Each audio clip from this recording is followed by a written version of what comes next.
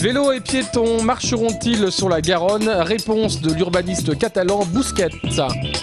Le public et l'enseignement catholique souffrent de suppression de postes étatiques. Mixité dans une crèche, des enfants aveugles côtoient des enfants sans handicap. L'architecte urbaniste catalan Joan Busquets était aujourd'hui à Toulouse, à la Fabrique, pour présenter le projet urbain de la métropole. Le projet urbain du Grand Toulouse est à l'honneur pendant 2 jours à la Fabrique en présence de Joan Busquets, choisi en novembre dernier pour réaménager le centre-ville. Spécialisé dans les nouveaux centres urbains et fort de son expérience dans de nombreux pays européens, l'architecte catalan présente sa vision de la ville rose. Dans les centres-villes, je pense qu'il ne manque pas grand-chose, mais il faut trouver un mécanisme d'utiliser beaucoup mieux les espaces. Et cela passerait par 3 éléments prioritaires.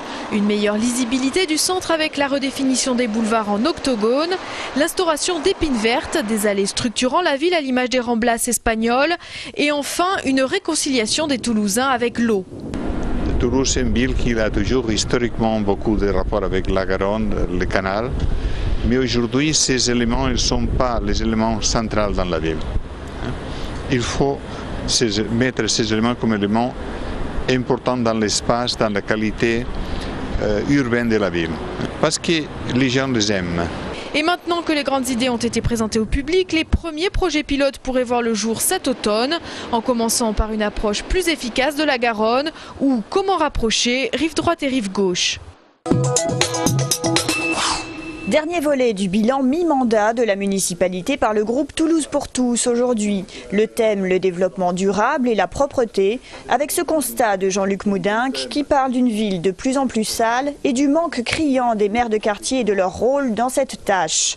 En revanche, le plan climat-énergie territorial initié par l'actuelle mairie semble recevoir tous les suffrages, même s'il reste quelques points à affiner. Dans les quartiers du sud-est de Toulouse, autour du pylône Beaunour, il y a des émissions électromagnétiques qui dérangent un certain nombre de personnes. Nous avions prévu, nous, à Terre-Cabade, d'implanter le pylône. C'est une idée qui a été abandonnée. Entre-temps, qu'est-ce qu'on regarde? Rien n'a changé. De même, les économies réalisées en termes d'éclairage public, 15 000 € par an, seraient notamment facteur d'insécurité pour l'opposition.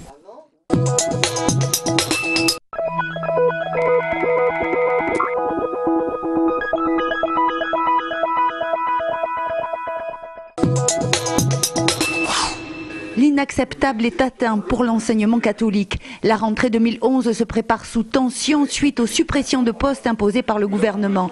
48 équivalents temps plein de moins dans la région, premier et second degré compris. Le Grand Toulouse est moins touché que les zones rurales, mais ces suppressions entraînent la fermeture d'une classe professionnelle au collège Montalembert et la limite des effectifs en classe.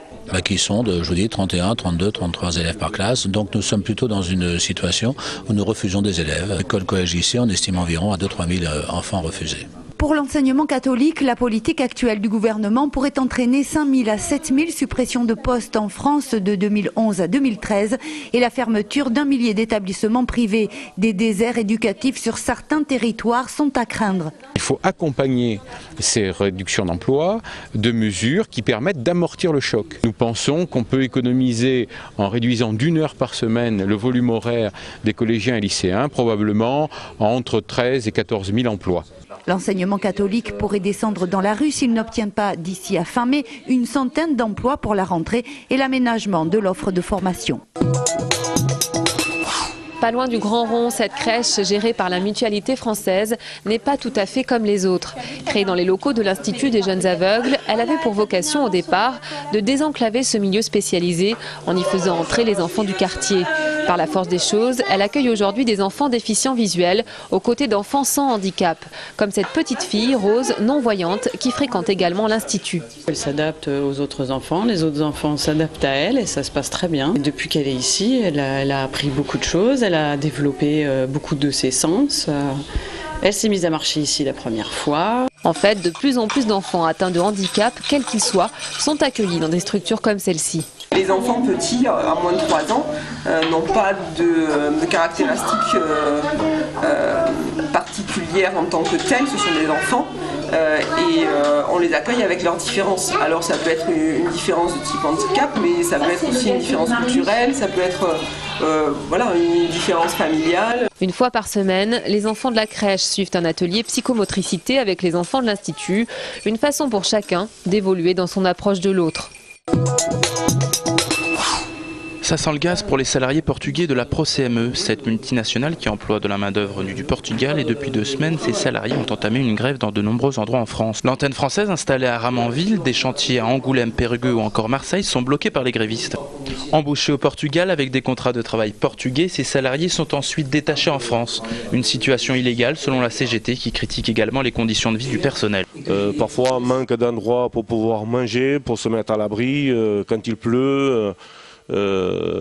Souvent on a fait intervenir l'inspecteur du travail dans d'autres villes car les gars n'avaient même pas de l'eau à boire, donc des situations assez difficiles. Et le ton se durcit entre syndicats et direction. La CGT souhaite que l'employeur respecte les conventions de travail et le droit européen.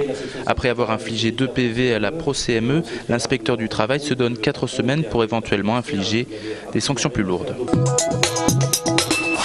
Dans une nuit de novembre 2010, une bagarre éclate dans un bar toulousain. Lors d'une soirée, Didier Lacroix et Elvis Tekassala, piliers du club de Blagnac, discutent violemment. Un verre vole et les esprits s'échauffent. Le joueur blagnacais est sorti par la sécurité. La suite se déroulera dehors, Lacroix portera le premier coup et Tekassala les suivants.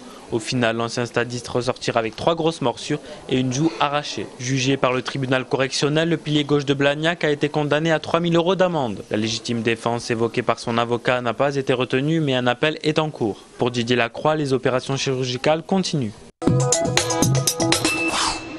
Du 19 au 23 mars, Médecins sans frontières propose une expo photo au centre commercial de Portet.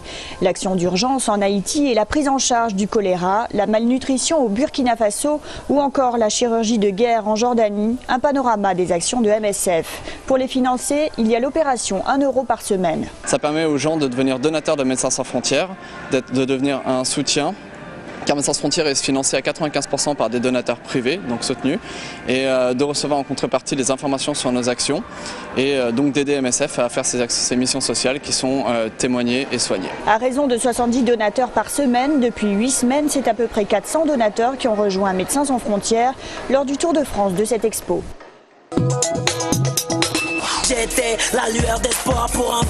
Soprano, le rappeur marseillais, membre des Psychiatres de la Rime, sera mercredi en concert. L'icône de toute une génération présentera son nouvel album Le Corbeau, mais jouera également des morceaux du précédent comme Hiro ou Regarde-moi. Avec son acolyte Mino, Soprano sillonne la France depuis plusieurs mois et fera escale demain au phare de Tournefeuille.